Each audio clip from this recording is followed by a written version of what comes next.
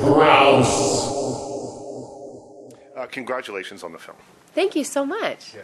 Tell me a little bit about Hilly, because I think that probably everyone has known someone like Hilly, and I mean, I'm not necessarily even thinking that we've known someone who is as overtly racist as Hilly is, but we've all known someone who has really wrong-headed ideas but believes with all their heart that they are right.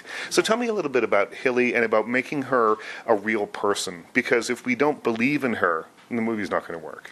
Yeah, exactly. I mean, I had a bit of a journey with that myself, because when I read the book, she's the character that you love to hate, and I was really excited to play her, and then I got to Mississippi, and we were doing rehearsals, and I realized, oh my gosh, I can't play the kind of Cruella de Vil version of this woman. I mean, this is a character that's based on not just several women at that time, the majority of women, and that if I didn't get into her psychology, that I was not really portraying the devastating honesty of the people at that time, and so I had to kind of get how she ticked, and I guess there were a few layers to her. I mean, there's like the Queen Bee version of Hilly, and that's, I think, the Hilly that we all know. Like we all have seen the sort of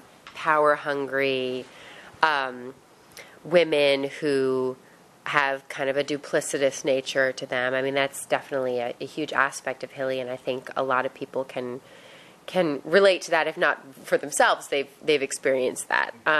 Especially in high school. I mean, I thought of Mean Girls often when I was watching this. Absolutely, yeah. Oh, I have your same shoes, by the way. Same exact shoes. You're so comfortable. Yeah.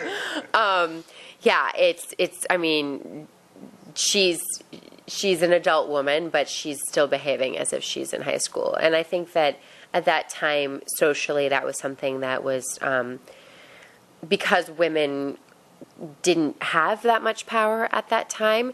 That dynamic was very present, because that was the way in which women kept control in the society. Whereas now, it's a bit different, and those kinds of women don't need to act out in that sort of way. But then I think, there's obviously, well, I don't think this, you know this when you read the book or you see the movie. I mean, she's prejudiced, and she's a deeply ignorant individual. And I personally believe that she, in any time, would have a cruel nature and be oppressive and be power hungry. But I feel like the fact that she lived in this particular time and it was socially acceptable to be prejudiced in the way that she is, that she's outwardly that way, and she thinks that it's right. But you can't judge her, though, as an actor. You can't go in going, "Oh, I'm playing a horrible person," because then you miss part of the humanity of the character. Is that accurate? Well, yeah, and I think they say that for a reason, and I didn't listen, and I did judge her, and it was really hard for me. I mean, it was really, really, really hard for me to create a real human being for a very long time. And it wasn't until kind of right before shooting did a few things kind of piece together in my head that made me say, oh, man, this is why she's this way. And okay, I can play that. I can play that person. Was shooting, because you shot in Mississippi, right? Mm-hmm. Was shooting down there, did that add to it? I mean, you must have... I mean, you could theoretically have met people still hanging on to those sort of ideas, and I know that's stereotyping an entire state and place, but it must have added something, knowing that of the history of the state and where you were.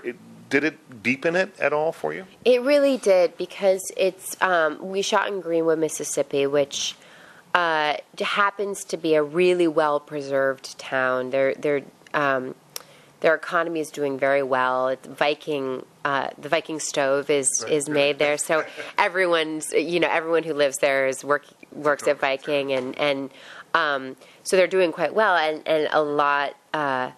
They've invested quite a bit in preserving the town, and so when you're there, just the actual aesthetics of what you're surrounded by is so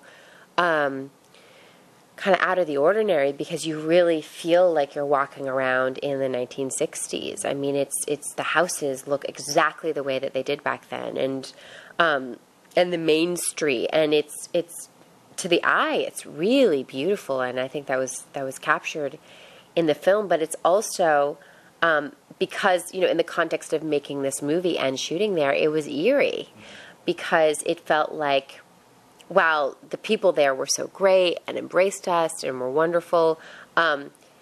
Just aesthetically, you felt like you were in a place where nothing had changed. And then, of course, if you know the history of that area, I mean, Greenwood, Mississippi in particular was really the hotbed of the civil rights movement. I mean, it's where the White Citizens Council was. I mean, Emmett Till was a young boy who was murdered by a group of white men, which was kind of in a way the beginning of the civil rights movement. I mean, and his body was found in the Tallahatchie River. That was really, I mean, that was there, and it was, I mean, you couldn't forget that, and it made everything extremely real to all of us. I mean, if we were shooting in a soundstage in Los Angeles, this would have been a completely different movie. Right. Where you can go home and sleep in your own bed afterwards, and the whole thing. It is a much different thing, isn't it? Yeah, because I think this, one of the problems actually, culturally, I think in my country is, because I'm in Canada, is that we, it's the disease of our nation. Racism is the disease of our nation, and we have such a devastating history with, particularly with racism and prejudice and oppression, that you don't want to kind of, it's not that we don't want to admit to it, but we're so desperately trying to move on, but we have to remind ourselves how close we are to it. And that this was just my parents' generation. I mean, that was so recent. And it's, on the one hand, it's great to think, how far we've come, but we have to remind ourselves that we are still very, very close to it and can easily slip back into that mentality. And I think if we were shooting in another place, it would have been easier to escape at night or, in between takes. Whereas shooting there, we couldn't escape what the movie was about. Right. That's interesting. I think it's, in a lot of ways, new German cinema has finally started to reconcile their recent history by making movies that sort of directly reflect what happened in their history. Whereas for a very long time they just didn't. Right. They decided, we're going to leave that part of our history alone. And I guess that's what we're talking about. Documentaries have always been made, but it is important, I think, to cast a light back and remember. Yeah, because it wasn't that long ago. I remember, I'm 48, and I remember when I was very little seeing things on television that I didn't understand, marches and things that I didn't understand. Yeah. Yeah, I mean, it's really crazy to think about. I remember asking my parents when I was younger, when I was learning in school about segregation, and I said, how old was Grandma and Granddad when that was happening? And they said, oh no, we were around. Did you know that? I was like, what? You were around, you were alive and a person when segregation was